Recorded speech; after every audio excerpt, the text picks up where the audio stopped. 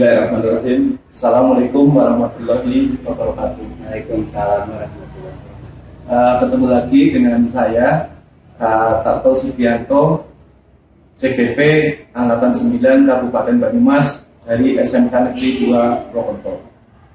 Pada kesempatan kali ini, saya akan melakukan wawancara dengan Bapak Kepala Sekolah tentang pengambilan keputusan berbasis nilai-nilai kebajikan sebagai pemimpin. Pada kesempatan kali ini kita akan mengadakan wawancara dengan Bapak Kepala SMK Negeri 2 Purwokerto, yaitu Bapak Dr. Andes Bambang Sapono. Assalamualaikum Pak Bambang. Waalaikumsalam warahmatullahi wabarakatuh. Terima kasih Pak Dunia, Pak Bambang. Pada kesempatan kali ini akan mengadakan beberapa pertanyaan. Yang pertama, selama ini bagaimana Bapak dapat mengidentifikasi kasus-kasus yang merupakan dilema etika atau rujukan moral? Begini ya, Dato.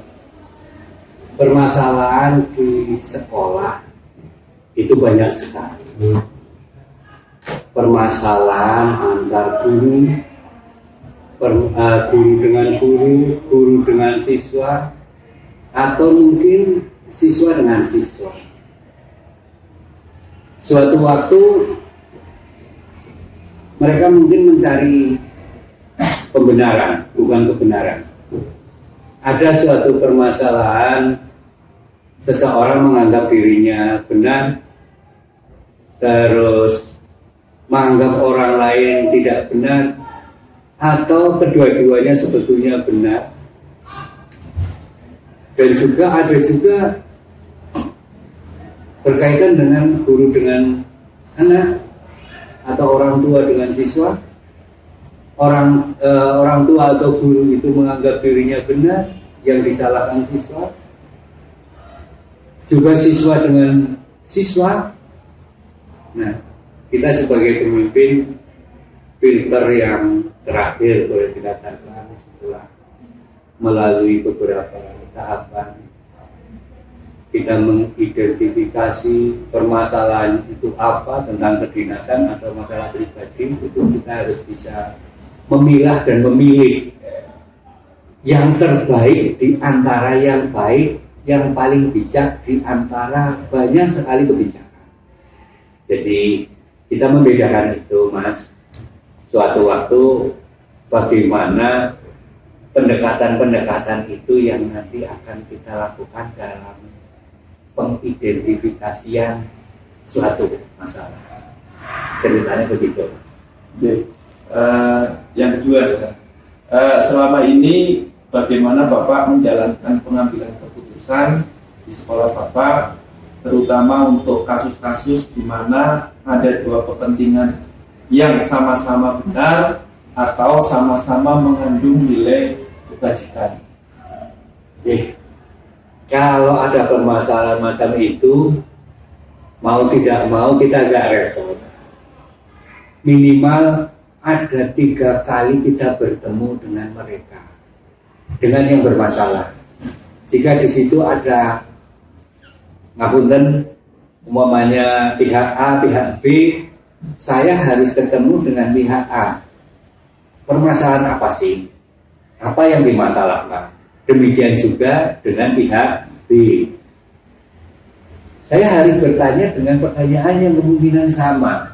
Nah, setelah itu kita mengambil langkah yang terakhir, kedua-duanya, yuk kita bareng-bareng duduk bersama. Karena kita sangat percaya, jika itu ada suatu permasalahan, pasti Allah akan memberikan jalan keluar. Itu pasti. Dan di sini khusus untuk SMK 2 Purwokerto, karena saya sendiri menganut paham kebersamaan, kekeluargaan, musyawarah adalah segala-galanya untuk memecahkan suatu masalah. Ceritanya begitu. Baik, sekarang yang ketiga Bapak, langkah-langkah atau prosedur seperti apa yang biasa Bapak lakukan selama ini? Oke. Itu yang tadi saya sampaikan. Kita mengidentifikasi suatu masalah, kita mencari permasalahan, walaupun saya sangat percaya itu sebetulnya permasalahan itu sebetulnya tidak ada lah. Selama saya ada di SMK 2 selama 4 tahun lebih ini, yang kita hadapi sebetulnya permasalahan kecil. Tapi seperti dalam suatu keluarga tidak mungkin dalam suatu institusi tidak ada permasalahan. Kita duduk bersama permasalahan apa, kalau itu permasalahan umum, karena suatu waktu seseorang kan mungkin emosinya lagi labil karena dapat masalah di rumah yang kemungkinan bisa saja terbawa sampai ke sekolahan. Demikian juga karena beban pekerjaan pada saat sekarang yang luar biasa, kemungkinan juga emosi tidak stabil. Kita duduk bersama. Orang tua itu harus legowo. Kita menyadari tidak ada orang yang punya kelebihan, yang ada adalah orang yang punya kekurangan. Tapi di balik kekurangan itu bagaimana kita bisa mensupport teman-teman di sini supaya kita bisa kompak. Kalau suatu ada masalah jangan dibesar-besarkan. Sampai dengan permasalahan umpamanya dengan anak jangan dijadikan sebagai objek suatu waktu pelampiasan emosi, pelampiasan masalah. Kita duduk bersama karena anak juga mempunyai hak untuk memperbaiki diri, hak untuk menjawab, hak untuk membela diri. Pokoknya inti dari semuanya sebetulnya ya satu itu. Kita diskusi, kita duduk bersama, kita memecahkan masalah. Itu aja. Yang berikutnya Pak, hal-hal apa saja yang selama ini Bapak anggap efektif dalam pengambilan keputusan pada kasus-kasus dilema etika? Ya, dilema etika ini yang kita sebagai orang timur, kita bisa memecahkan suatu permasalahan itu, kita duduk bersama, ngobrol lah budaya kita, tokokan ngopi. Kalau di sini, kalau di sekolahan ya kita tidak diperbolehkan, tapi sopan santun, orang yang lebih muda menghormati yang tua. Demikian juga kebalikannya, orang tua harus juga memahami sifat-sifat daripada teman-teman yang masih muda. Jangan menganggap dirinya paling, jangan menganggap dirinya yang terbaik, terbenar atau apa, tapi kita menyadari kembali ke diri kita pakai hati, jangan menggunakan emosi dalam mengambil langkah-langkah atau mengambil suatu keputusan. Itu di sini, Mas. Pertanyaan berikutnya Bapak, hal-hal apa saja yang selama ini merupakan tantangan dalam pengambilan keputusan pada kasus-kasus dilema etika? Ini yang paling berat karena kita harus keluar dari rasa. Sebagai seorang pemimpin kita harus tegas, kita harus ada benar-benar ada di tengah-tengah untuk keadilan. Adil itu tidak harus merata. Suatu waktu teman-teman memang ya suatu waktu harus merasakan sakit, maaf, panjenengan salah, panjenengan harus mau minta maaf, panjenengan harus menyadari. Nah, kita sebagai orang tua kita yang mengingatkan itu, karena kebenaran semuanya adalah di atas. Hanya Allah semata yang mempunyai kebenaran. Kalau kita adanya salah dan salah, tapi tanpa mengurangi rasa hormat, kita harus menyadari itu bahwa kita salah, tapi untuk kedepannya bisa menjadi lebih baik lagi. apakah Bapak memiliki sebuah tata kelola atau jadwal tertentu dalam sebuah penyelesaian kasus dilema etika? Apakah Bapak langsung menyelesaikan di tempat atau memiliki sebuah jadwal untuk menyelesaikannya? Bentuk atau prosedur seperti apa yang Bapak jalankan? Oke, kalau di sini, kalau saya dimanapun saya berada, jika ada suatu masalah, jangan berlama-lama kita menyelesaikannya, tapi secepatnya begitu kita temukan, kita identifikasi, kita tanya seseorang, kedua belah pihak kita tanya, dan akhirnya kedua-duanya kita hadapkan, kita rembukan bareng. Karena kalau kita menunda-nunda, kemungkinan efeknya kurang baik. Dan maaf, untuk penjadwalan saya tidak pernah kami jadwalkan, tetapi insya Allah setiap kali ada masalah pasti akan langsung kami tindak lanjuti, jangan sampai berkembang. Okay.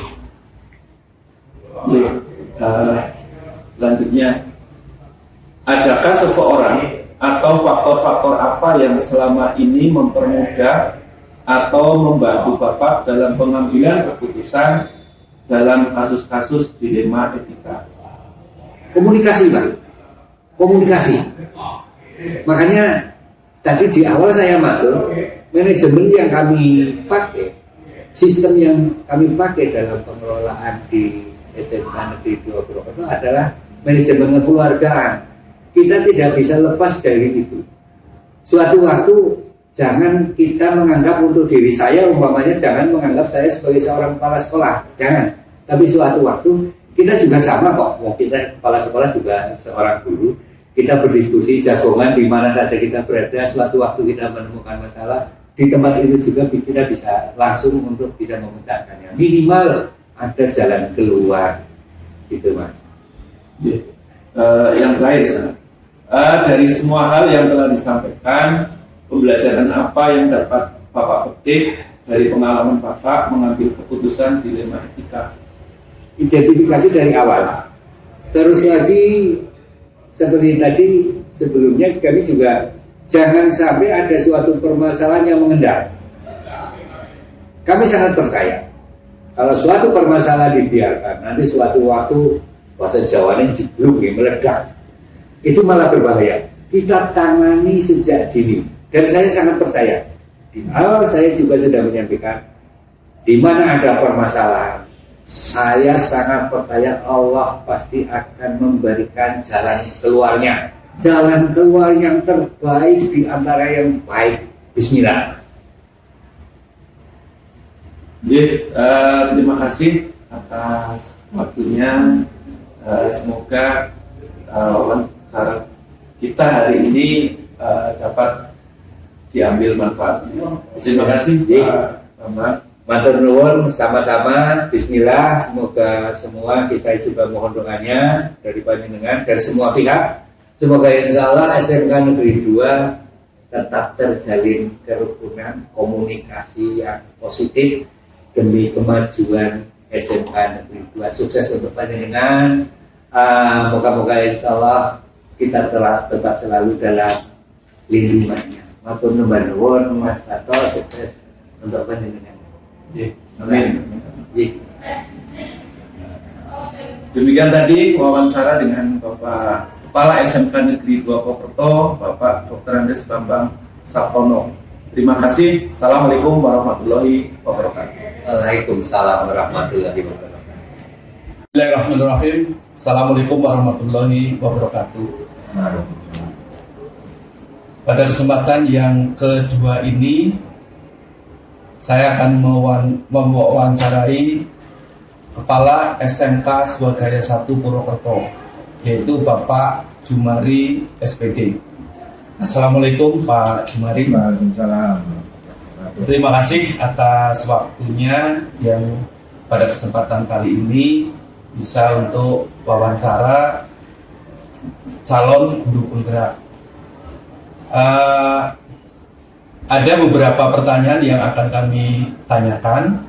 Antara lain yang pertama, selama ini bagaimana Bapak dapat mengidentifikasi kasus-kasus yang merupakan dilema etika atau rujukan moral. Terkait dengan kasus dilema etika atau rujukan moral ini kan terkait dengan SDM. Jadi biasanya muncul karena adanya kepentingan yang berbeda-beda atau mungkin muncul juga karena persepsi yang berbeda.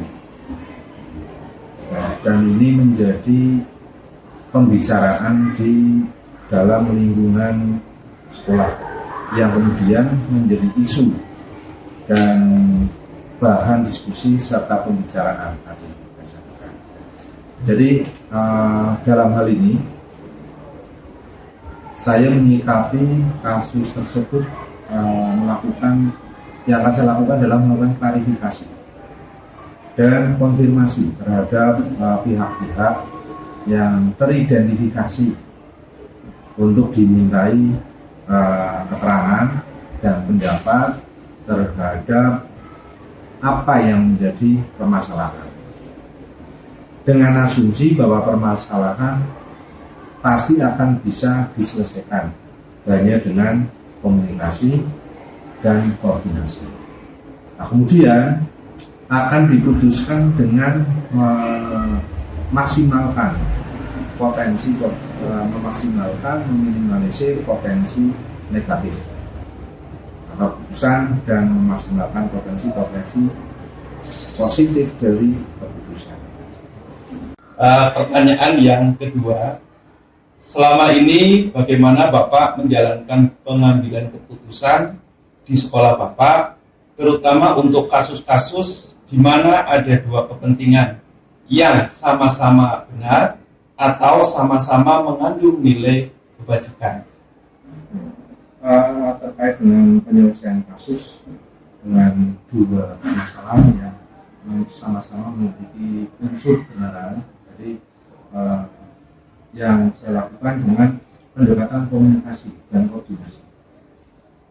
Karena bagaimanapun pemimpin itu hanya menentukan dan mengambil keputusan, akan tetapi referensi dan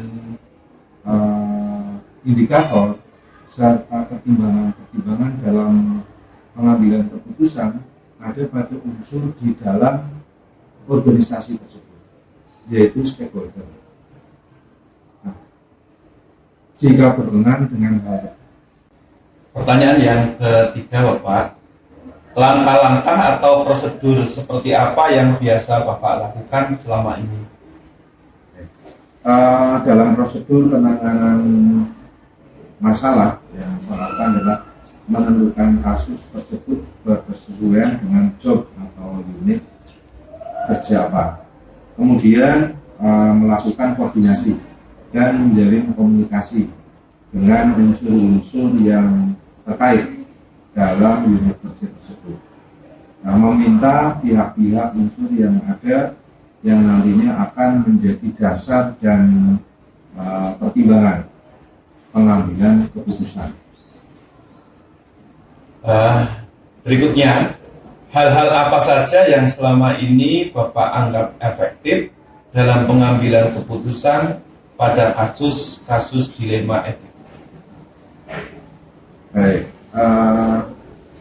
hal-hal yang efektif dalam pengambilan keputusan adalah senantiasa menjalin dan menjaga keberpihakan melalui kebersamaan dan komunikasi. Nah, dengan unsur pimpinan terutama yang dapat memperkaya referensi kita dalam memutuskan kasus dilema etik.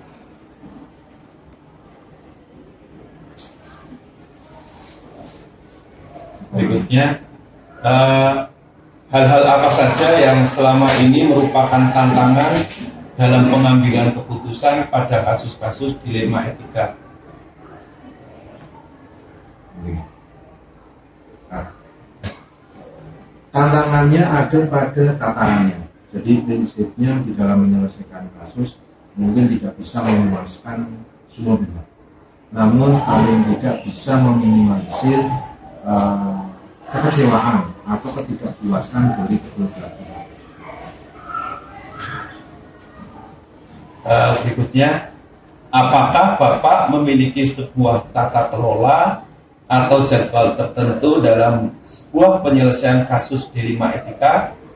Apakah Bapak langsung menyelesaikan di tempat atau memiliki sebuah jadwal untuk menyelesaikannya, bentuk atau prosedur apa yang Bapak jalankan? Tergantung terhadap permasalahan etika tersebut. Manakala saya harus menyelesaikan langsung, maka akan saya selesaikan langsung. Tapi manakala permasalahan etik itu bisa dilakukan melalui kebersamaan dengan bentuk pembinaan, maka ada jadwal sendiri. Jadi tidak bisa dianggap sama permasalahan etik tersebut. Tidak ada prosedur. Kalau terhadap SDM, maka kita akan melakukan bisa pembinaan secara personal maupun secara klasikal.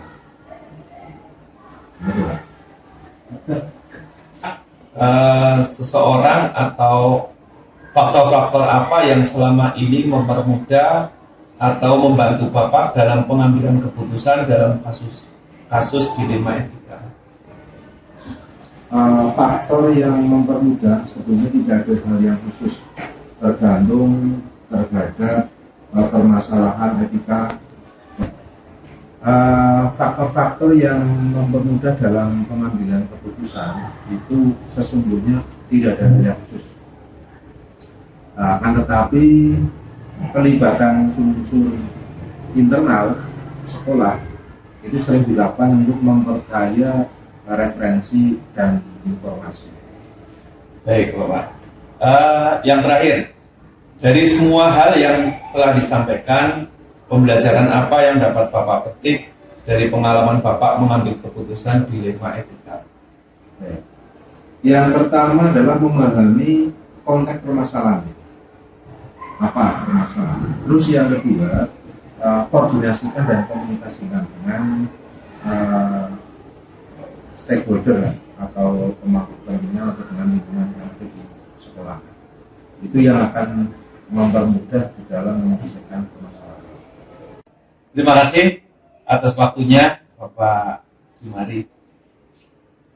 Demikian tadi wawancara dengan Kepala SMK Swadaya 1 Purwokerto, Bapak Jumari SPD. Terima kasih.